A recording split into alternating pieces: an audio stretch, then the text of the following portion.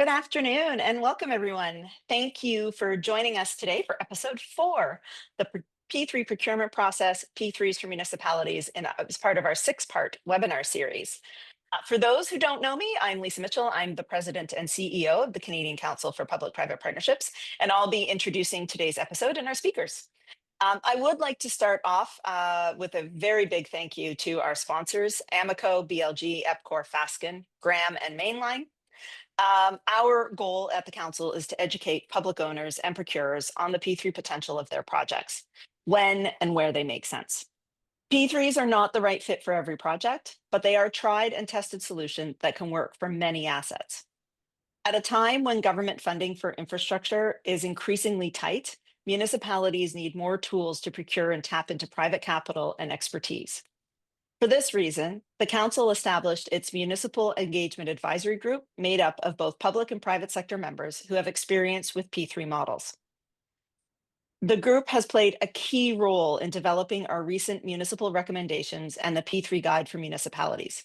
Several MEG members will be facilitating our episodes for this webinar series, including today. So you can download the municipal guidance, the digital tools, which contain the latest information on procurement models, best practices, and also include new mini case studies. You can access them through the QR code on your screen or by clicking the links in the chat. So I am pleased today to introduce today's session facilitators, each bringing exceptional expertise and leadership in the P3 and infrastructure sectors. First, we have Lisa Rowswell, Senior Solicitor, Team Lead Procurement, Legal Services with the City of Winnipeg. As a procurement lawyer for more than 25 years, Lisa has provided legal services on almost every major capital infrastructure project undertaken by the City of Winnipeg, including 3 P3 projects. Lisa specializes in a wide variety of contracts and procurements leading up to them and continues to learn new models in step with changes in the industry. Lisa is currently working on the city's largest infrastructure project to date, the upgrade of the North End Water Pollution Control Center, comprised of 3 separate major projects valued at more than $2 billion. We also have Marianne Smith, a partner at Blake, Cassels, and Graydon LLP. Marianne has more than 20 years of experience in public procurement, infrastructure, construction, and P3s. She is a leading expert on procurement she's a leading expert on procurement practices under Canadian trade agreements and is highly regarded for her work advising on the development and administration of procurement processes and commercial agreements. She regularly acts for both procuring entities and bidders and has led on some of the country's most significant infrastructure projects, including Calgary's Green Line, Metrolinx's GO Rail expansion, and Toronto's Gardiner Expressway rehabilitation. We're thrilled to have them both with us today. Now, before we jump in and I pass it over to our facilitators, I would like to remind participants that we will be taking questions throughout the webinar. There is a Q&A function at the bottom of your screen, so if you add them there, we'll be sure to get to as many as we possibly can. And with that, I now invite Lisa to take the stage. Actually, it's Marianne who's taking the first part. Sorry about that. Marianne, go ahead. No worries. No problem. Thanks very much, Lisa. I'm very pleased to be joining Lisa and Lisa today to talk about the procurement process within a municipal P3 project. So as you'll hear from Lisa and I today, we'd like to walk through the various stages of a procurement process for a P3. We'd like to talk a little bit about how a P3 procurement might differ from a standard municipal procurement. And we'd like specifically to talk about a project that Lisa and I worked on together for the City of Winnipeg, the Southwest Rapid Transit project. So we're going to talk about some general things first and then go through the process. And then I'm going to turn it over to Lisa and she's going to go through our case study and give some commentary about that project. So as you see, we'll go through the various stages in chronological order. So we'll talk about the planning phase, we'll talk about the actual procurement itself, then we'll talk about contract management, and then hand back. And as I said, Lisa will walk through how those various stages played out during our Southwest Rapid Transit project. So as Lisa M mentioned at the beginning, the guide really provides a significant amount of detail in terms of how P3 models can be adapted for municipal infrastructure. And as we've learned through our experience with P3s in Canada, municipalities have used the P3 model for a number of different asset classes. It's a lot of the things you would expect that are within the purview of municipalities. So you have some social infrastructure, some civic buildings, rec centers, convention centers, other things like that. You have utility infrastructure, so water, wastewater, energy, electricity. As Lisa mentioned at the outset, the city of Winnipeg is currently undertaking a large wastewater treatment project, and those are very typical municipal infrastructure projects. And then you have other things like roads and housing, parking, and some transit projects. So as you see, kind of a wide variety of municipal asset classes where the P3 procurement model has been used as the contract model. Of course, being public sector entities, municipalities need to have open, fair, and transparent competitive procurement when they buy infrastructure, and P3 projects are no different. Just because they're a P3 project doesn't mean that the rules don't apply, so those rules apply. But there have been some adaptations, and as I said, the process itself doesn't differ in principle from what municipalities do for procurement, but there are some things about P3 projects that are different, and we'll go through those and highlight them in the presentation. Next slide, please. So some things for municipalities in particular to think about in terms of when planning for a P3. I think it's really important upfront on any major project, truthfully, but particularly for a P3, to establish the governance structure for the project, clear policies with respect to decision making. This could include delegations of authority from council and other clear decision making processes. That's because a number of decisions need to be made throughout the project, but in particular in a P3 and in particular in a long-term P3, that is a DBFM or a DBFOM, a lot of long-term decisions need to be made up front. And so it's really important to have that authority and governance established in advance of the project. Because of the nature of P3s, it's important that municipalities have expertise and leverage the expertise. That could be internal expertise in terms of people within the city team who have worked on P3s, but also leveraging some of their external financial, technical, and legal advisors to help them through the processes.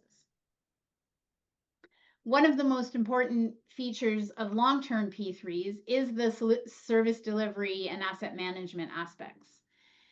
And because of that, and because those are a feature of a DBFM or a DBFOM, that planning needs to happen as part of the preparatory works for any P3, long-term P3 procurement process. And it's very important that municipalities engage the ultimate stakeholders of the project, the ultimate users of the project. And Lisa will talk about that in relation to our case study. And then obviously the municipality needs to understand how they're going to measure success of the project and how they're going to communicate the benefits and positive aspects of the project to stakeholders in the community. So next, we'll talk about the 4 key phases. So you have planning, procurement, contract management, and handback. And again, these are not unique to P3s. Every project has these phases, but we're going to break down what each of these phases means in relation to a P3 procurement. I'm not going to spend too much time on this slide because we have a lot of detail in the next couple of slides. Thank you. So the planning phase. Next slide, please. So during the planning phase, here are some of the key actions and activities on the public sector side. So as I said, it's important to assemble some key resources for the team. The project team, that means the people within the city or within the municipality that are going to be carrying out the project from the planning stage through contract administration. And some people will only participate in certain parts of that process.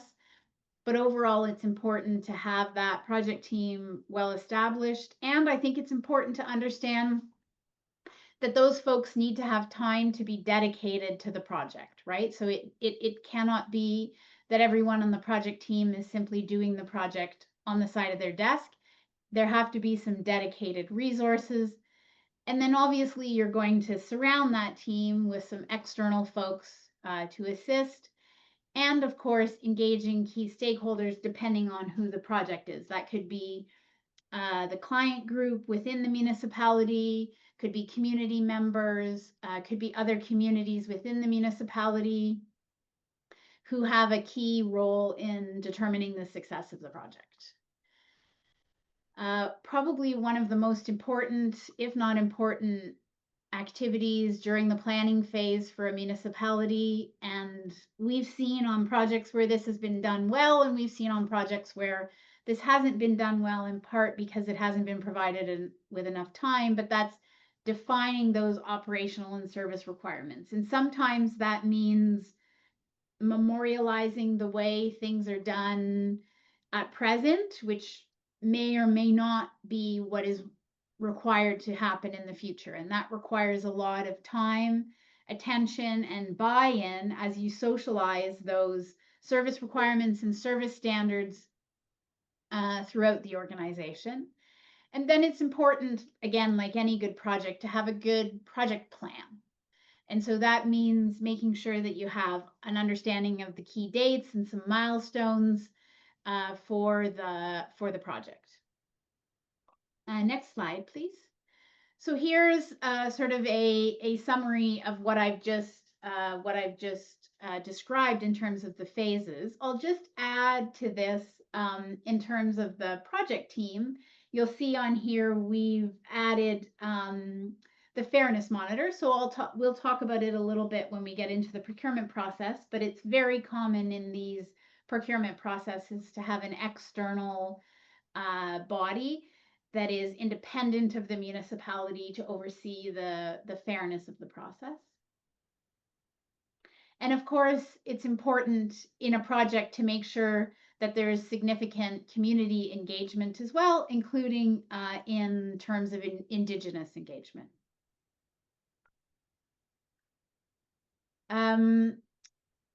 As I said from the outset, it's important that the municipality have a clear understanding of the goals and objectives of the project. And again, in particular for a long-term P3 project, this requires a fair amount of planning, but also some socialization of that plan throughout the organization. That makes sure that there's buy-in of the objectives of the plan.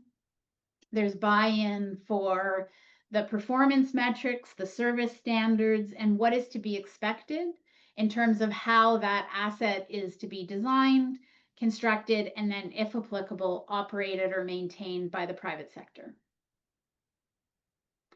In terms of transparency and fairness, as I said from the outset, these are fundamentally very similar procurement processes to any municipal procurement. Municipalities are required to be transparent in their procurement. That means disclosing evaluation criteria and helping proponents understand how they're going to be successful, both at the qualification stage and then in the RFP competition. And this means forming qualified teams and an evaluation committee for each of the stages of that process, and ensuring that those aspects of the evaluation are well understood by the participants.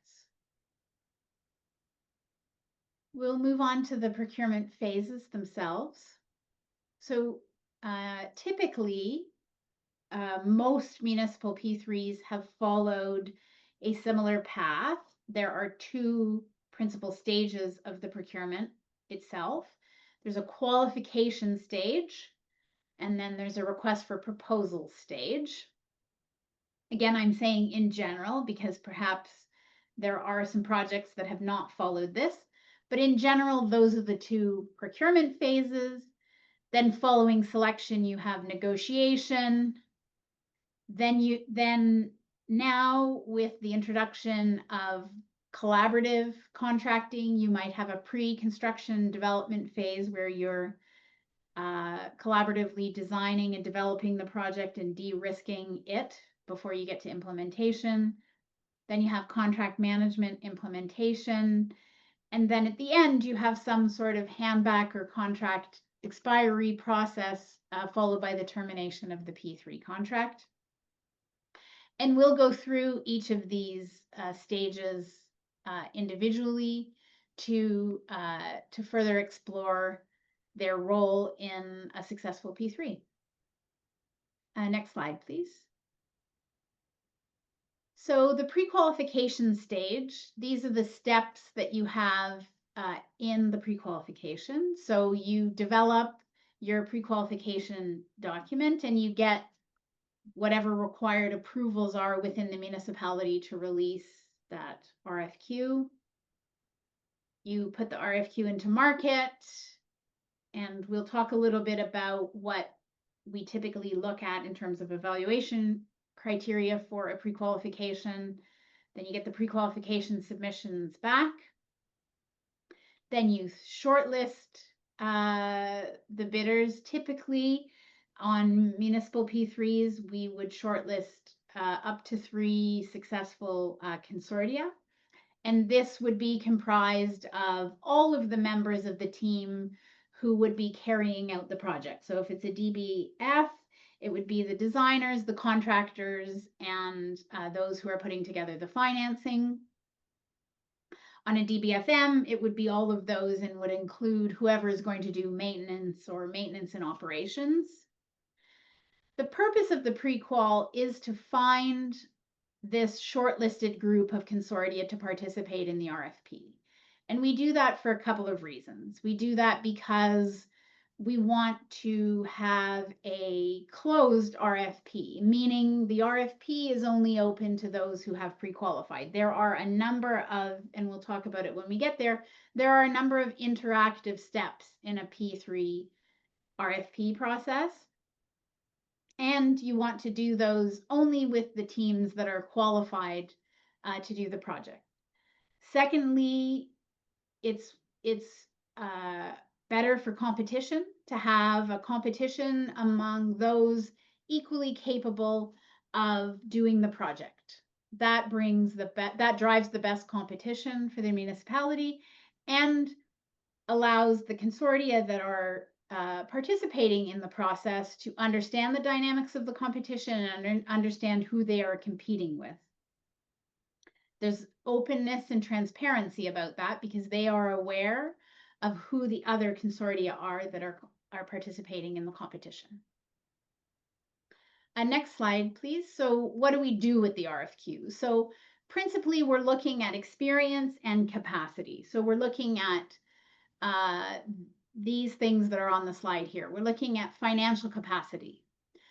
So can this consortium together actually carry this project out? Again, if it's a short-term DBF, do they have the financial capacity to carry out a project of this size and scope? Do they have the sufficient credit rating? Can they provide parent company guarantees? Have they got a balance sheet that can sustain a project of this size and the length of time?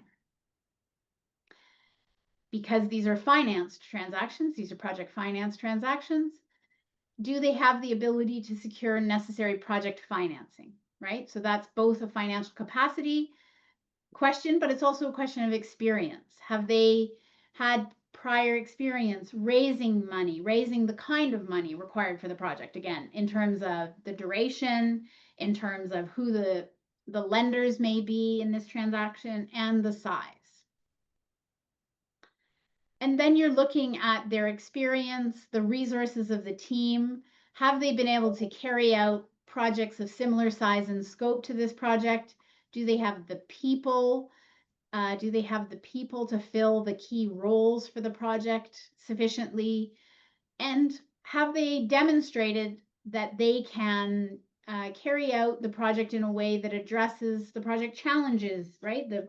At this stage, the project team, the municipal project team, has the best understanding of the challenges of the project because they frankly have been working on it the longest. And so it's important to differentiate, even at the RFQ stage, those teams who have worked through some of the challenges the project is likely to face. Maybe they're licensing and approval challenges, maybe their supply chain challenges, maybe their timing challenges. So it's important at the pre-qualification to get at some of those factors, because we have to assume that folks are coming with financial capacity and financing experience and significant design and construction experience.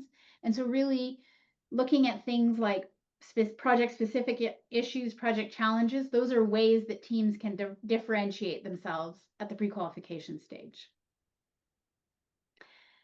Thank you. Moving on to the RFP stage. So as I said at the outset, really the pre-qual is where we run a competition open to the whole market, and then we shortlist so that we have a very focused RFP process. And the goal of which obviously is to identify the winning consortium and understand with the winning consortium the contract that they're going to enter into, and then ultimately close on that contract. So let's go through the steps of the RFP. So it's very similar to the RFQ, right? You put together your document. So obviously you're doing these activities concurrently too, right? When your RFQ is in the market, you're working on your RFP document. Because these are fixed price contracts, there needs to be a draft project contract attached to the RFP. So folks are actually bidding to a set of terms and conditions of that contract. And so all of that work needs to be upfront. That is not something that can be left until later. Municipalities need to get approval to release the RFP, again, following on the governance structure that has been developed. And then they need to release the RFP. Then we have design and commercial meetings, and I'll get to that in a minute. And then there's an evaluation and then selecting of the preferred proponent. And then on the left-hand side here, you can see sort of a summary of what the RFP document has to contain. But again, the reason why I was emphasizing all the work up front in the planning stage is because all of those things need to be sorted out, resolved, decided on, and reflected in these RFP documents, right? So you need to have an output specification that is very detailed, a performance specification in terms of what the asset needs to do. You need to have a detailed PAMEC that is tailored and calibrated to the actual performance requirements of the asset. As I said earlier, all of the terms and conditions of the contract need to be established, as well as the things required for the actual procurement itself. So evaluation criteria for how the municipality is going to select the preferred proponent. So next slide, please. We'll talk a little bit about interaction. So one of the things about a P3 procurement that might be different from a typical municipal procurement, although to be honest, many major infrastructure projects have adapted or adopted these features of their in-market, is the interaction during the procurement process. So this is different because in a traditional procurement process, public procurement process, the authority issues its procurement documents, takes questions from bidders, answers those questions in writing, issues addenda to change the documents based on questions that have been asked, and then ultimately the bidders bid to whatever set of documents is finally resolved at the end of that procurement process. Whereas during a P3, there's a lot of interaction. So there are design development meetings. So those are bilateral meetings between the consortia, the shortlisted consortia, and the municipal authority to work through design issues as the project teams, the consortia teams are digesting the output specifications and seeking to understand exactly what is required through the project. The other purpose of these meetings is, in addition to understanding, is to get a sense of whether the consortia can propose a compliant design as part of their proposals, because they will have to show some design work in their proposals. And so these meetings serve as an opportunity for feedback to be provided to the teams in terms of whether or not the designs they're proposing or where they're going with their design is compliant with the municipality's needs. We have similar bilateral commercial meetings on the terms and conditions of the contract documents, of the project agreement documents. Again, the purpose of that is to get feedback and for the authority, for the municipality to make any required changes to those agreements during the in-market period, so that the consortia can price the same terms and conditions, so that there is some fairness and transparency in terms of what the risk allocation is that's being priced in, and to ensure maximum leverage on the part of the public sector entity in terms of the commercial and legal terms of the contract documents. And so in general, this interactive process all leads up to us issuing a final set of project agreement documents, which includes the final set of specifications, and that's the basis of the proposal submission. So that's the basis of the design and other project plans that are submitted, as well as the price. So it's based on the final version of that, reflecting all of the interaction during that time. And I know Lisa's going to touch on this in terms of how that actually plays out in a real P3. Next slide, please. In terms of evaluation, so because what we're dealing with here are 3 pre-qualified teams, that means the RFP evaluation can focus on different things. So obviously you focus on the design. So as I said, there are some preliminary designs that are submitted. So those are evaluated both in terms of compliance with the requirements, but also in terms of potentially any innovations or other methods that the consortia have come up with. There are obviously a number of plans and other technical items that are evaluated, again, to make sure the proponent understands the project, but also has a viable plan to carry it out. And then the financial evaluation takes into account the pricing of the project. And so the municipality will have evaluation teams who will evaluate these various aspects of the criteria that have been established. Of course, we do routine things like check for conflicts of interest and make sure that evaluators follow the process. But again, those are quite consistent with how a municipal P3 typically is carried out. In terms of selection, so it's both a qualitative and quantitative evaluation. It takes into account a technical score and a financial score, which is based on price, and that includes financing costs. So it's typically a fixed price for design build or design build and maintenance or operations, as well as the financing costs. Typically in these processes, the losing consortia, because they've invested a significant amount of time and resources, are provided a bid fee or an honorarium meant to cover the costs of participating in this process, but also so that the municipality gets the benefit of the intellectual property of their proposers. And then typically you would have a debriefing to help proponents understand where they may have fallen short, so they can build that learning into their next project. Next slide. Thank you. So at the end of the procurement process, when we select our preferred proponent, we might engage in some negotiations to finalize the project agreement. Typically, those negotiations are not significant because we will have spent a significant amount of time during the in-market period in those interactive meetings, those commercially confidential meetings, And then on the basis of that, during the closing process, though, there is still a significant amount of work to do. The consortium will be working on drop-down contracts with major subcontractors. They'll actually have to create the special purpose vehicle that's going to enter into the contract with the municipality. They'll be working on financing documentation. So there's a lot of activity in that closing process to allow the parties to move forward. Typically in a P3 transaction, we have commercial close and financial close.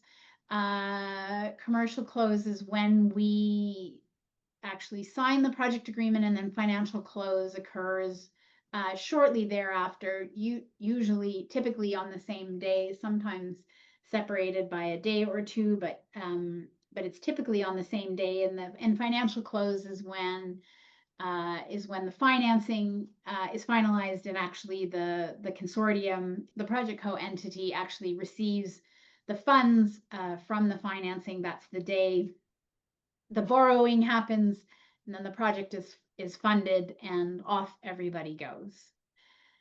So that up until now, I've been talking about, let's call it a traditional P3 procurement. Now, with the addition of collaborative contracting, we do have the potential to have a progressive P3 or a collaborative P3, however you want to define it. And so that means we insert a step into the process after closing where both parties engaged in a collaborative design and development phase. And so principally during that stage, you're doing a lot of design development, but you're also establishing a target price or a guaranteed maximum price. And you're doing that through design iteration and an estimating process. And so this is not governed by a traditional project agreement. This is governed by some kind of pre-agreement. So a pre-development agreement, a development agreement, a co-development agreement. There are many different definitions of what this agreement is, but essentially it's an interim step between commercial financial close and the implementation agreement. And so those, as I said, those processes typically are used to provide both sides an opportunity to continue to develop the project, to de-risk it, and to work on a mutually beneficial risk allocation as well before you move into the implementation phase. And then once you are in the implementation phase, typically then it still is a design build project. Sorry, next slide, please.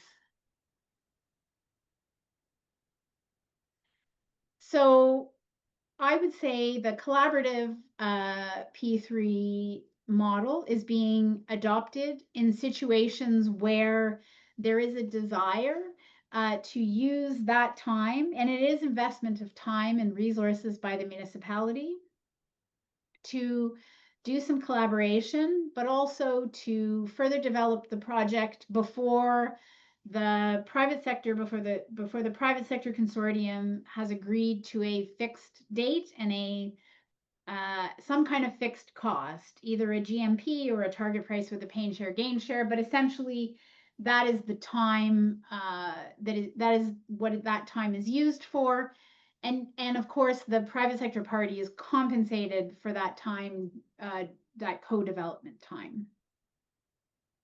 Next slide, please.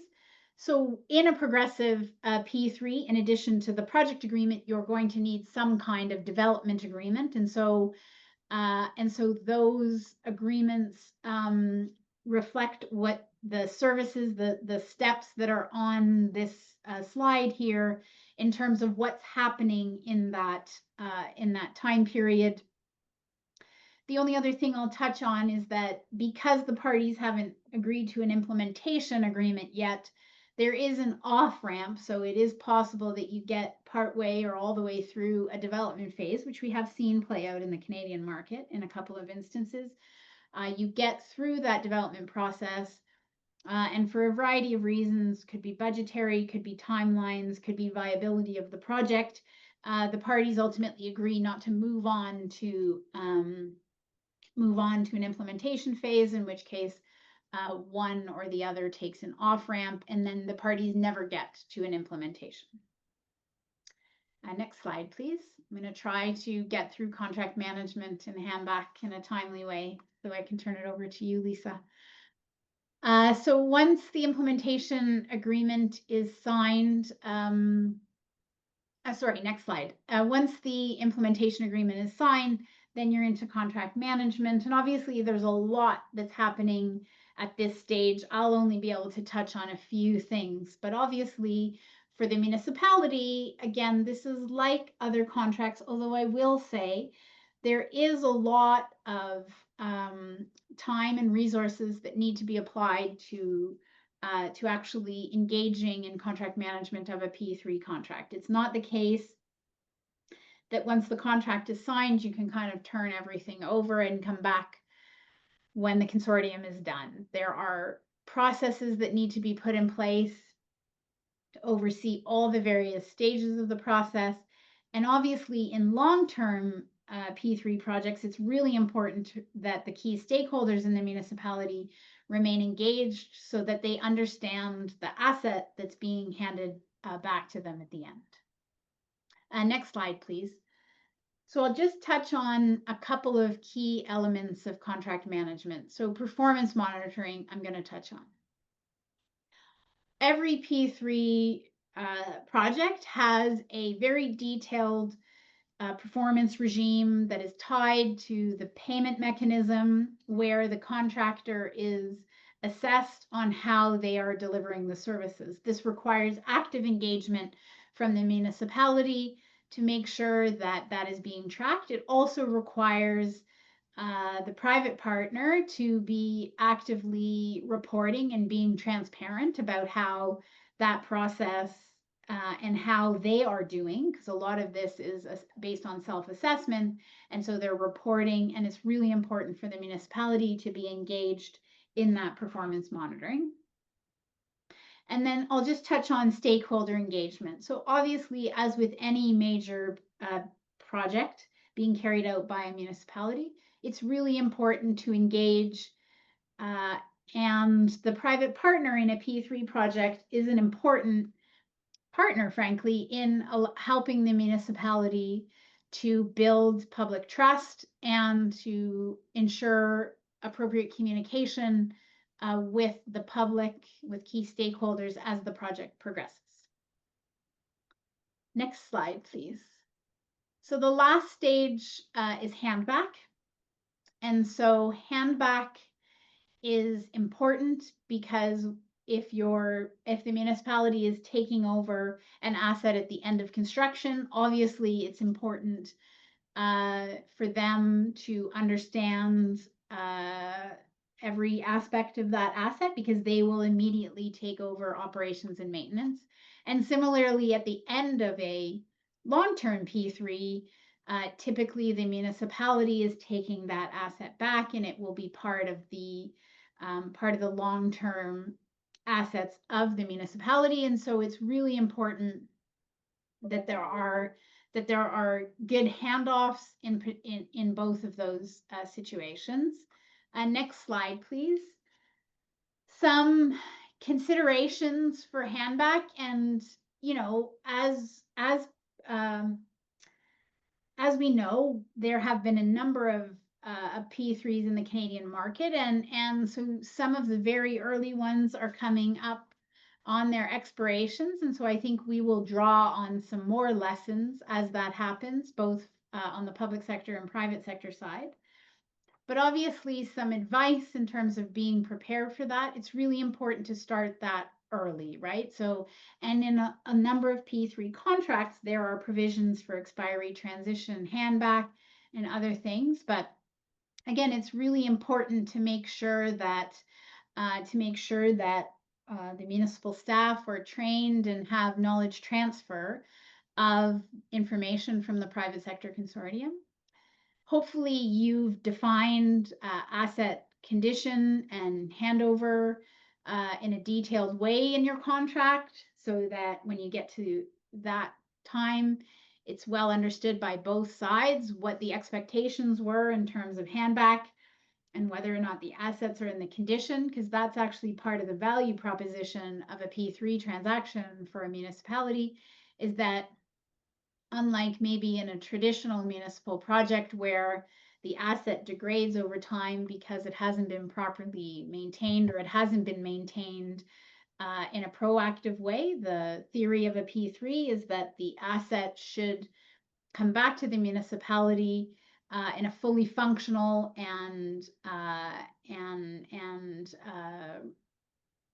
sufficient condition to allow the municipality to carry on with operations. And so it's important that those standards and conditions be well understood, but also that the municipality is actively participating on a regular basis on inspections and other things. And then if you just go to the next slide, lastly, obviously for the sustainability of these projects, and I think, you know, with some notable exceptions, I think we have seen a lot of cooperation and collaboration. Some keys, and again, this is a segue into Lisa's case study, but those successful projects have had transparency and accountability on both sides, on the public sector side and the private sector side. And stakeholders, regulators, lenders, others have been involved from those planning stages so that everybody has a common understanding. In terms of the challenges for a municipality on the sustainability of these projects, obviously following handover, there needs to be sufficient budget to allow operations and maintenance in the way that it was intended. So in the case of a long-term P3, to carry those activities forward, or in the case of a short-term P3, to ensure that there are sufficient budgets allocated so that the asset can be operated and maintained in the way that was intended right from the planning stage. So with that, Lisa, I'm going to turn it over to you for some insights from the Southwest Rapid Transit Project. Thanks very much, Marianne. Was a lot to digest there, so I'm hopefully going to try and put it into perspective with our case study. And as Marianne mentioned, we are covering the P3 project that Marianne and I worked on together. It was quite a mouthful, called the Southwest Rapid Transit. It was stage 2, and then we combined a Pembina Highway underpass component of it as well. Going forward, I'm just going to refer to it as rapid transit instead of that mouthful. So back in 1970, the city of Winnipeg identified that we needed to have some sort of rapid transit infrastructure to support our long-term growth in the city. We did stage 1 of the Southwest Rapid Transit Corridor, and that opened in April of 2020 or 2012, I should say. It was a 3.6 kilometer length, and it went from downtown to the intersection of Pembina Highway and Jubilee. And then stage 2 was taking it from that same intersection of Pembina Highway and Jubilee, and then going to the University of Manitoba. This stage 2 was to accommodate the anticipated population growth in that segment, the southwest area of the city. And it had a projected thought of 50 or 40% traffic increase by 2030. So we knew that we needed to deal with, transportation. So the rapid transit was to allow the whole transportation option to better integrate and be more sustainable. Next slide. So as I said, the rapid transit project was split into 2 components. The rapid transit, which was a dedicated corridor that extended 7.6 kilometers from that intersection that the stage 1 finished at, and went to the University of Manitoba. It resulted in 9 rapid transit stations, 5 grade separations, and it included, like I said, active transportation along the entire corridor, 2 park and rides, and that allowed for a capacity of 1,100 vehicles in those park and rides, construction of a 15-acre dog park, and 7 public art installations and other peripheral landscaping and drainage, etc. And then the Pembina Highway underpass portion of the project was to widen that underpass and allow in new lanes and widening of those lanes, and then improvement of turning, etc. And then also some, bike and pedestrian facilities as well. So in our particular case, there was definitely some challenges and some benefits. A large component of this, because we were forging a new path, and before, like way before we started the project, there was a number of studies and stakeholder engagement on what path this was actually going to take. There was thought about going straight down Pembina Highway, but then you had a number of businesses there, and that would have affected business to be potentially expropriating or to take lanes away. So in the end, it was decided to not go that road and to go another route, and that necessitated still some expropriations and negotiating for purchase of private landowners, and then land transactions with Manitoba Hydro to use their corridor, and then also negotiations with CN Rail, because there was also rail bridges that were involved in the project. So whenever you're dealing with, utilities, hydro, CN, these are very time-consuming endeavors. Quite often, those types of stakeholders have fairly rigid agreements, and the municipality needs to be finding out, win-win solutions for them to still have their requirements of their typical contracts met while we can still get our project moving ahead. I'll touch more on how we facilitated that in a bit. But so the P3 approach allows for innovation, and in our case, it saved a significant amount of money. Just to demonstrate, when we were doing the business case, when City Council adopted it in June of 2014, it was presented with a budget of $587.3 million. After we had successfully gone through procurement, which we'll go into detail about that, and when we were awarding it, at that point, it was coming in at $467.3 million. So right off at that point, $120 million in savings. And you might ask, well, that's a pretty large amount. So there is 3 main innovations that were proposed by the party that won, and then those were carried out. It was eliminating a pedestrian cycling tunnel at the Pembina Highway underpass, replacing a tunnel on one of the rail bridges, crossing with a bridge, and splitting structures at a overpass section and leaving one of the CN rail bridges in place. So, I mean, there was other, little innovations, but these 3 major innovations resulted in an initial savings of $120 million. Then later on, as we were going through the project, there was an additional $49 million of savings that was achieved, and that was mostly through reducing the contingency. So then at the end of the day, the revised project total was $418.4 million. So it was a total savings of $169 million. So that's a pretty good savings on a project. Next slide, please. Talking about the timing of the project itself here, not talking about, we'll talk about procurement timing in the next slide, but here the baseline schedule that was presented when the business case was done, it targeted substantial completion at the end of November 2019. Just want to note that substantial completion in our case was when the infrastructure was handed over. The city still needed to do training at that point. This was a new form of transportation, and so then we still had a period of time before it actually went in service. But the project was completed 2 months ahead of schedule of the baseline schedule, and substantial completion was achieved October 1st of 2019. And then, as I said, following that, there was a training and commissioning period, and the actual rapid transit service commenced in April of 2020. And then final completion was scheduled just a couple of months after substantial in November of 2019. Now, in this case, it actually did not get achieved until November of 2023.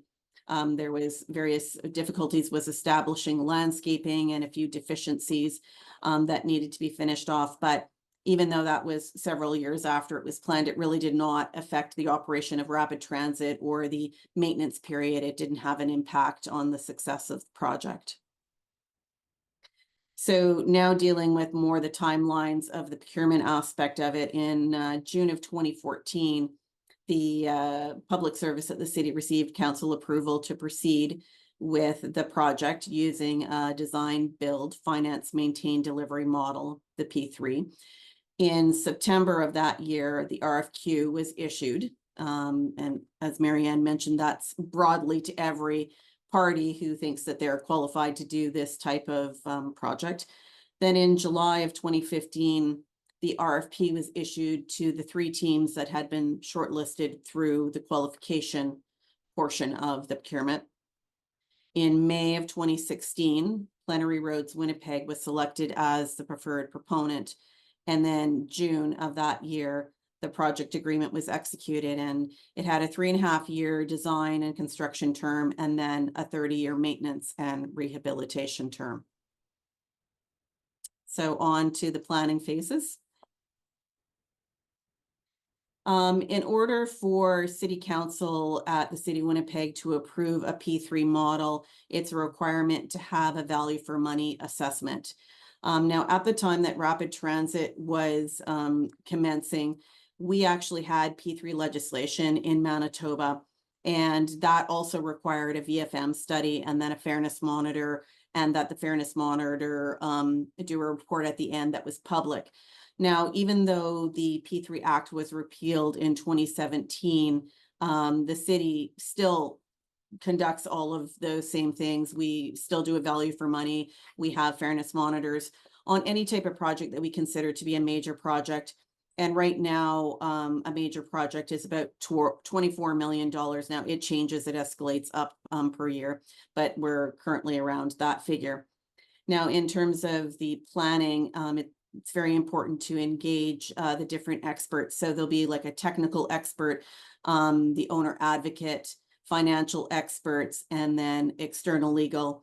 And all of those experts have national experience and have worked in these types of projects. They know what's going on in the market. They know how things are shifting and trends and clauses that have been agreed to and not agreed to, etc. So I can't emphasize enough how that expertise is invaluable in planning the issues, that we know will arise, or they're telling us, hey, this may come, that may happen. Let's think about how we're going to deal with it and strategize.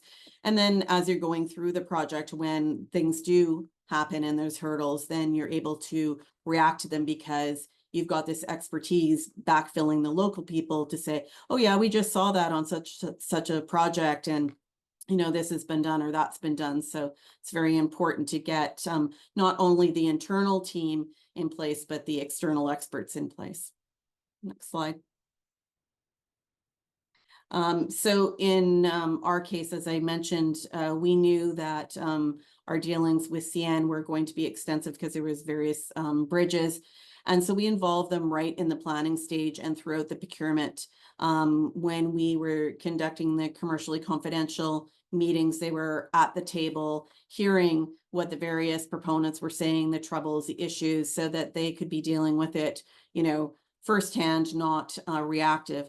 We also involved the city's property department because in this particular case, there was, as I said, expropriations, land transactions, 100-year leases, etc. There was lots of land negotiations that were necessary. So also for them to be at the table and hearing what was happening in real time.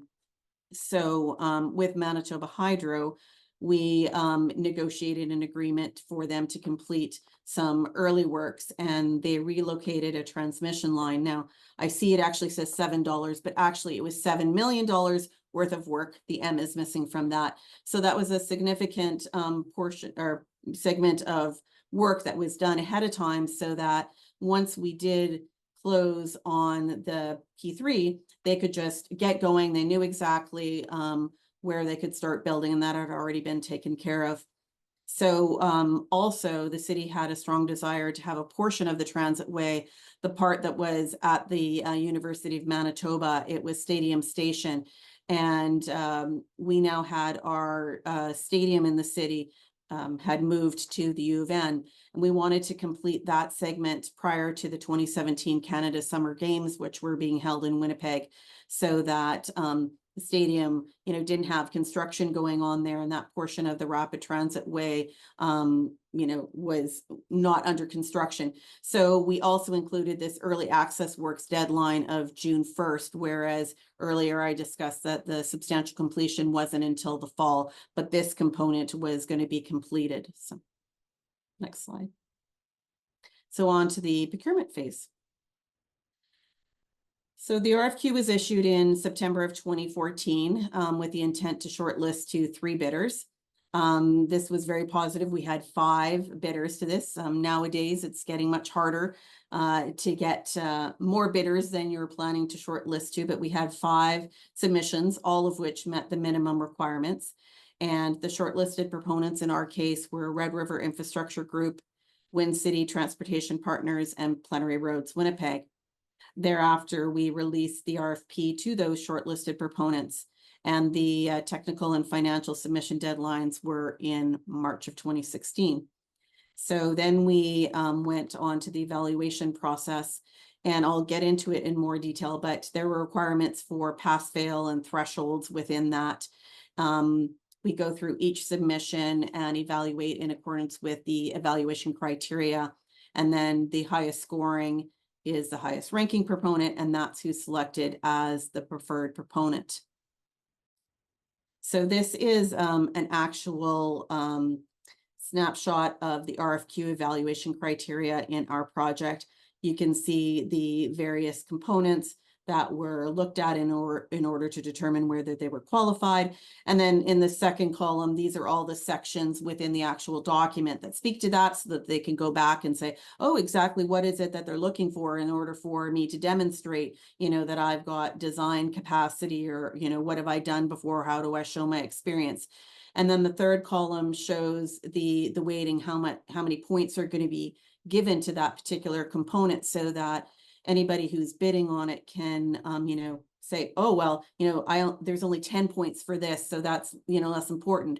Although if you look at the last column, it shows that there's a pass threshold for each category. So they needed to, you couldn't, score 100% in one and 50% in the other, because that wasn't going to get you past the threshold. So needed to demonstrate that they actually were qualified in all the different categories. So next slide is on to the RFQ evaluation criteria.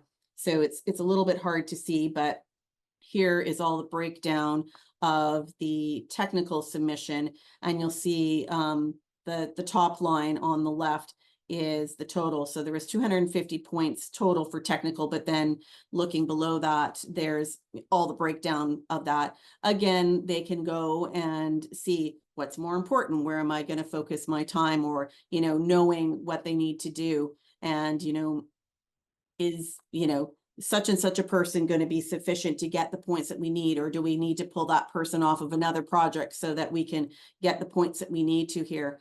Then looking at the right hand of the slide, it's the financial submission side, and it was 750 points for a total of 1,000 points. So now that we get into the procurement, while this wasn't a progressive P3, and back then 10 years ago, it wasn't nearly as popular as it is now, the city of Winnipeg prides itself on being quite collaborative when we're in the open procurement stage. During the commercially confidential meetings, we do try and listen to the concerns of the proponents, and we try and place the risk where it belongs.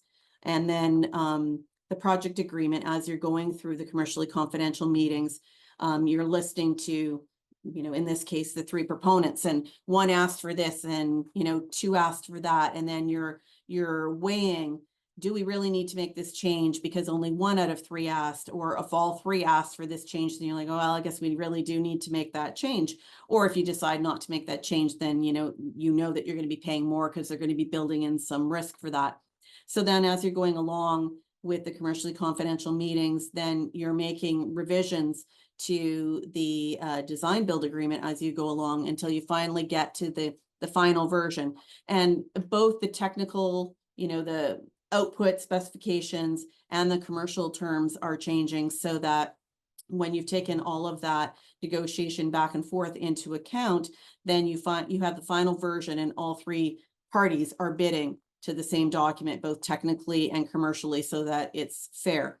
Now, throughout our procurement process, just to give you an idea of all of the back and forth, we had 150 commercially confidential requests for information and 580 regular RFIs.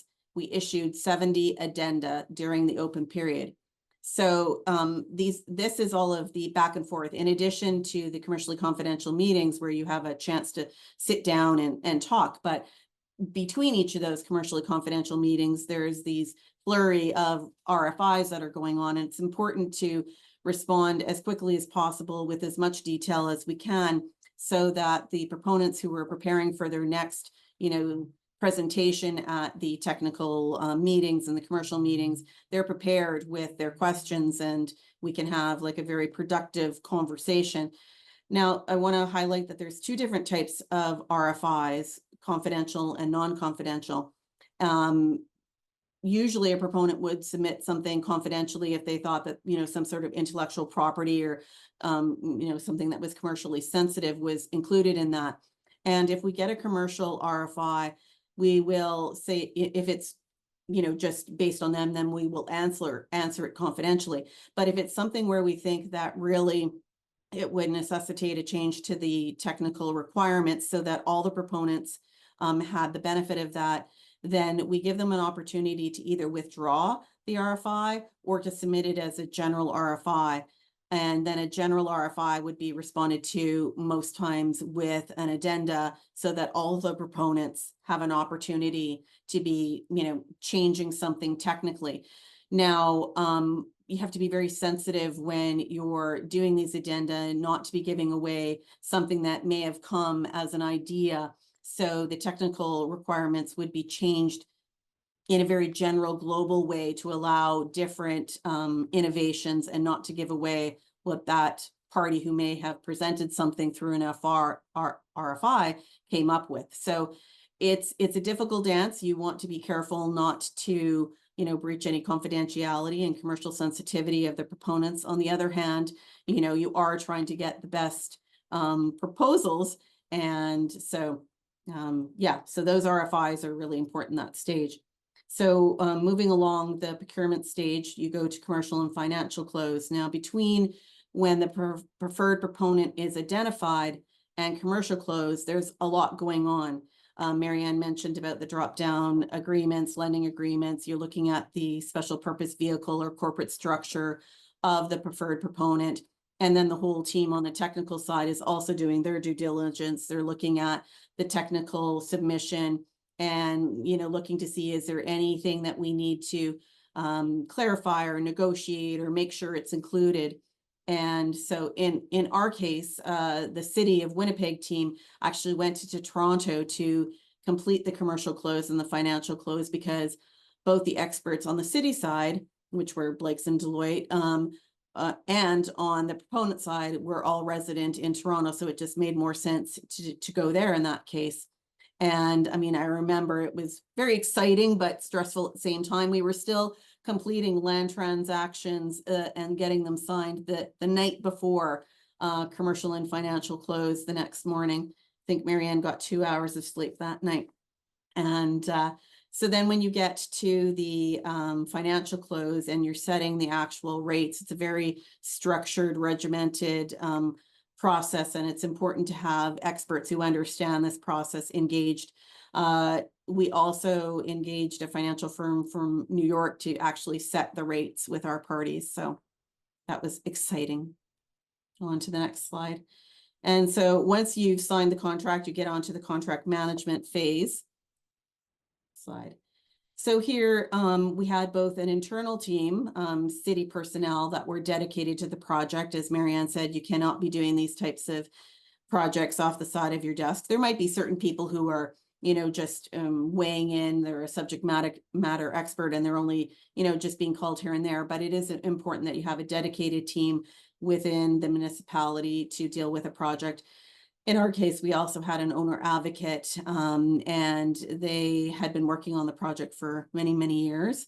It was Dillon Consulting. And so both the internal team and our owner advocate were actively involved throughout the design and construction to, deal with any hurdles that came up, ensure the quality was there, make sure that everything was going along well throughout the build. Now, the city also has a position that's called Senior Project Review and P3 Specialist, and this is a person at the city whose job it is to ensure that all the deliverables throughout the maintenance phase are being adhered to. So not just the reporting requirements, but also the staged repairs and upgrades, and making sure that the planning towards that is going along. And then, when we get to the handback, we'll talk more about that.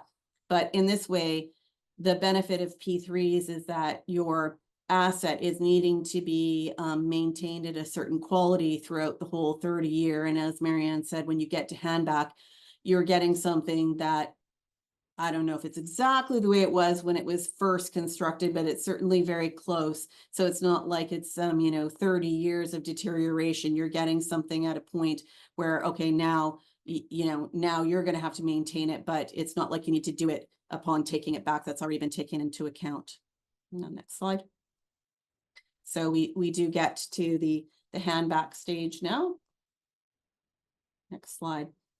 So as I said, the project agreement has a very structured timeline of upgrades. So it's not just a handback, but at certain components of what's going to be done at year 5, for instance, years 10. And it could be, because this was such a long transit way, it could be, well, we're going to do this component on certain years and then this other segment on other years. But then when you're actually approaching the 30-year term, and I think it's maybe about 5 to 7 years out, you actually start planning for, well, how much deterioration has there been? And it's very specific about exactly what the requirements are for handback. And just anecdotally, I'll say that we have another P3 project that is ending in 2025. And in that case, it was a very different structure than the P3s that we see now. And in that case, it did not have the regimented requirements of what needs to be done at certain stages and exactly what needs to be, like there were some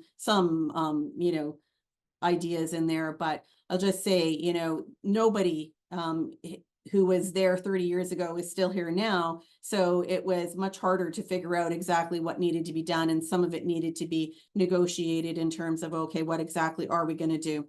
So I'll just emphasize that it's important to have all of that right in the project agreement at the outset. Makes it much easier later on, especially knowing that most times you're not going to have people who were involved in the project for the 3, 4, 5 years of the construction. And then when the 30 years starts, and then you still have them there when you're at handback. So it is very important to have the agreements stand on their own. So in our case, we had a lot of project benefits. We consider this to be a very successful project.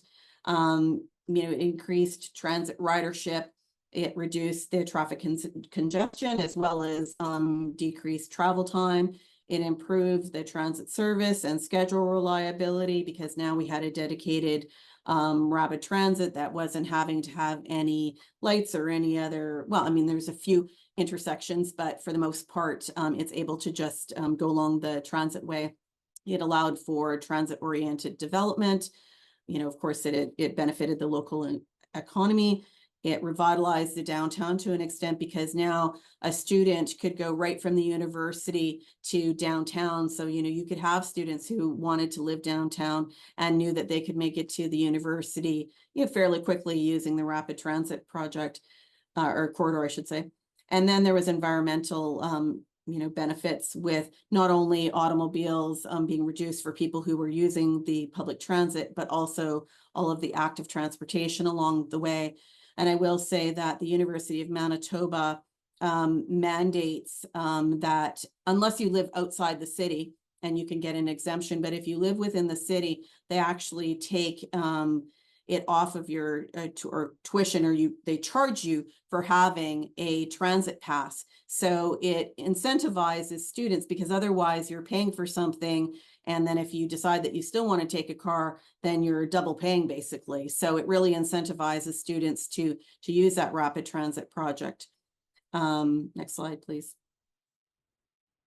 So as I said, we considered it to be a very successful project, not just in those elements, of what the objectives to begin with, but here the innovation allowed us to dramatically reduce the cost. We managed the risk so that we also had contingency coming back. It was completed ahead of schedule. Generally the city considers it to be an excellent addition to the city's transportation infrastructure, as I said, for the thousands of students that are going to the University of Manitoba, and also attendees at the stadium. And it just is like, I go to Bomber games there all the time, and there's just a whole slew of buses, and it just has really, really worked well. And the structure of that rapid transit sort of having a spine and feeders has been the impetus for a full master transit plan, and that's actually going to be implemented at the end of June of this year, changing how it's done. And it was somewhat based on the rapid transit. So then that increases the ridership along the transit way. And we've had very positive feedback of the active transportation components and the public art installation components as well.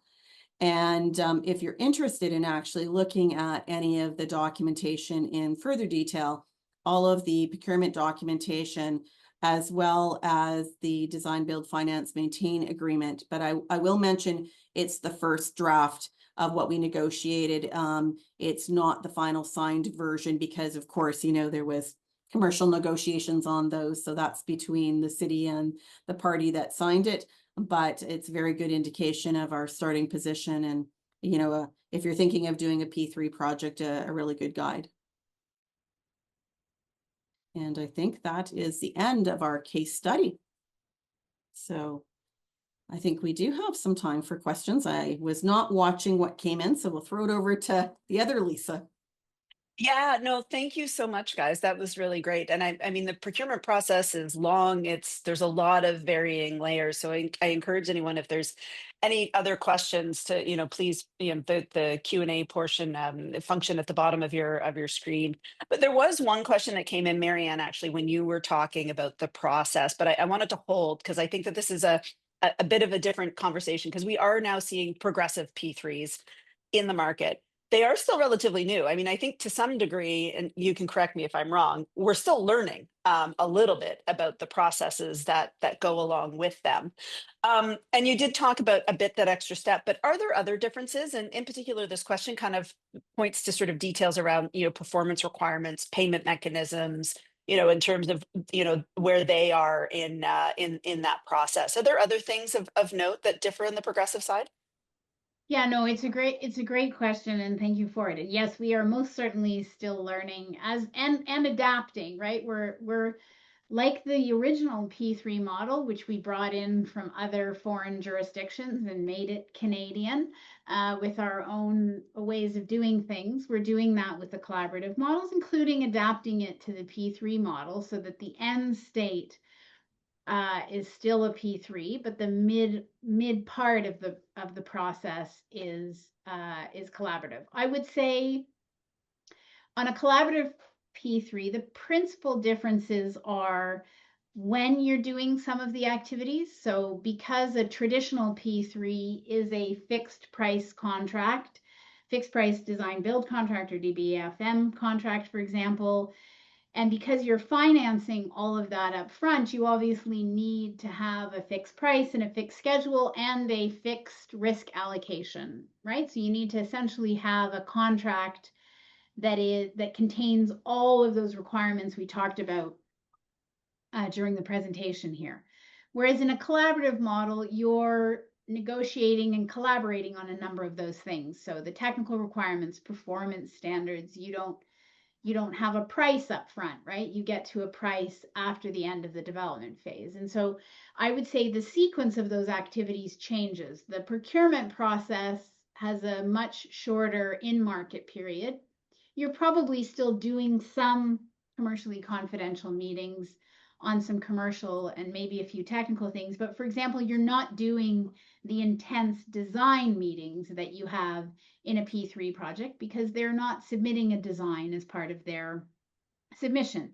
The other thing is they're not submitting you a fixed price for the capital component of the project. And so though that is being negotiated later on. So the focus of the procurement evaluation is more qualifications based, and there is an element of collaboration that is typically assessed as part of that too, right? So you want to understand whether that consortium not only is going to be a good partner to carry out the DBF or the DBFM, but they're also going to be a good partner to participate in that collaborative phase, because you need to have two willing and participants in that. Otherwise, that development phase process doesn't have the maximum amount of benefit for the municipality. And so I would say those are some of the key differences.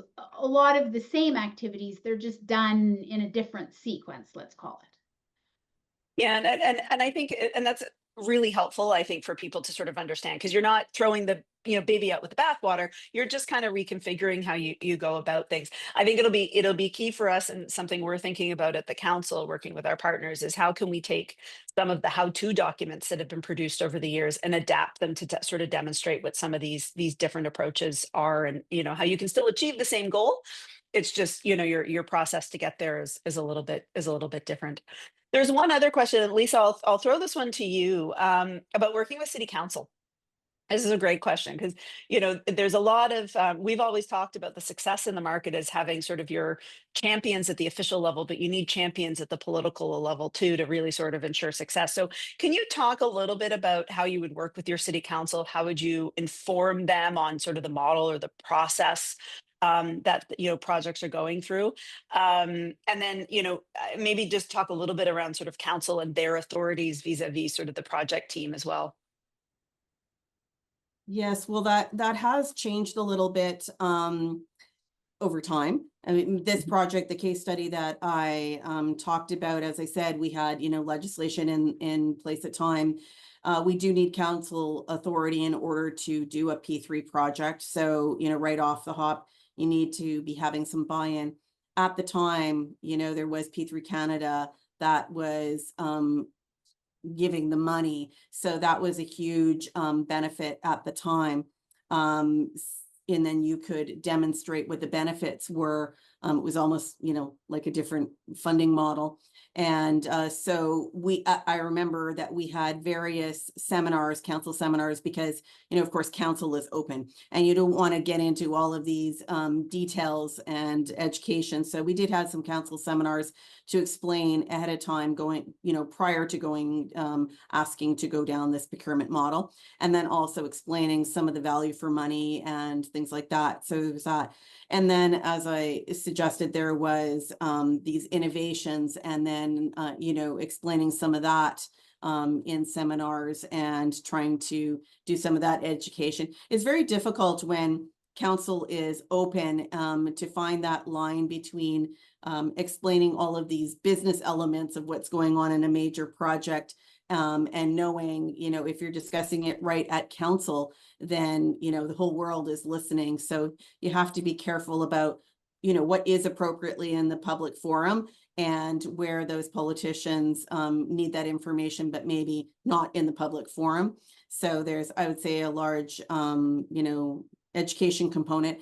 And now as progressives come in, whether it be a P3 or another model, also explaining how now you've added this period of time and you're working through this collaboratively, and try to explain why you don't have a fixed price anymore, and you know what the benefit is to maybe not having a fixed price, because that's not really comfortable for a lot of city councils. You know, they want to know exactly what are they going to get, and hold it to that. And you know, that used to be the situation, but that's no longer the situation. Whether it's a progressive or not, you still have different elements within the contract that allows for relief events, or potentially escalation, or different things to balance the risk more. So again, I just emphasize another education component. So you need to have a council that is, you know, willing to listen and learn. And the thing is that things are evolving all the time. And so you think that you've, you know, done one and you've got everyone up to speed on what's happening. And by the time you get to the next one, you know, 2 years later or 3 years later, things have shifted again, whether it be, you know, the appetite to enter into certain models, or certain clauses, or things like that. So I would say education is key, and you do need to be, you know, starting there in order to get those champions that are wanting to progress with that. Great. Thanks, Lisa. I would say you guys did such a great job at sort of walking us through the process and then dovetailing that with the case study that we've run out of questions. Which I think is that's a good sign, guys. You've explained it really quite clearly to folks. I will let people know that if something does come up afterwards, you know, that you know, the council is always there and available to kind of help facilitate any additional learning. But without any additional questions, I'll thank everybody for attending today. I will, just as a reminder, I said it at the outset, and if you've been following us along for all the webinars, you've heard it before, but you are able to download the digital tools by scanning the QR code or going to the link to our website in the chat function. I'd like to once again send a special thanks to our session sponsors, Amico, BLG, EPCOR, Fasken, Graham, and Mainline. Again, thank you so much for your generous support in helping make this series possible. And thank you, Marianne and Lisa, for your insight and your expertise.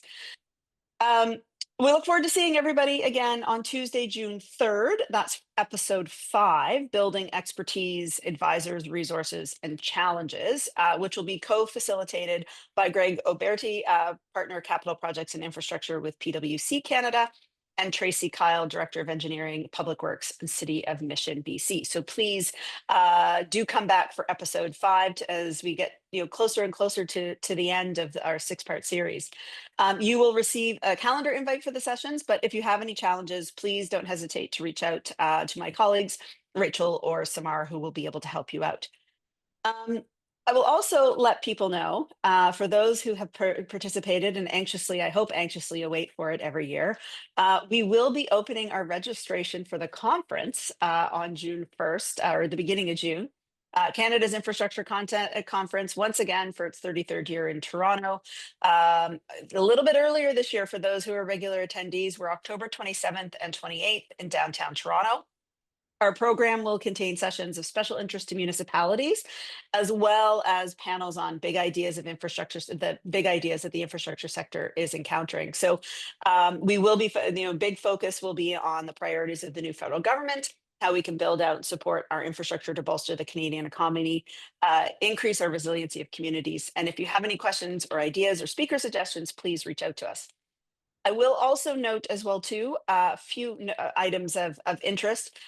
We will be at the Federation of Canadian Municipalities annual conference and trade show this year from May 29th to June 1st. The council will have a booth on the floor, and we invite all of you to stop by, say hello in person. We'd love to meet you. Our booth number will be 206, but I believe that they will also provide you a map. For those that are also traveling to Ottawa for that trip, I will also let you know that on the 28th of May, just in advance of the conference, we will be hosting an event to talk about the next 4 years, talk about the federal government's priorities and how our industry can help support their ambitious infrastructure agenda. So with that, I will leave it there. And thank you, everyone, for attending once again. A huge thank you again, Marianne and Lisa, for joining us today. And we look forward to seeing you all soon.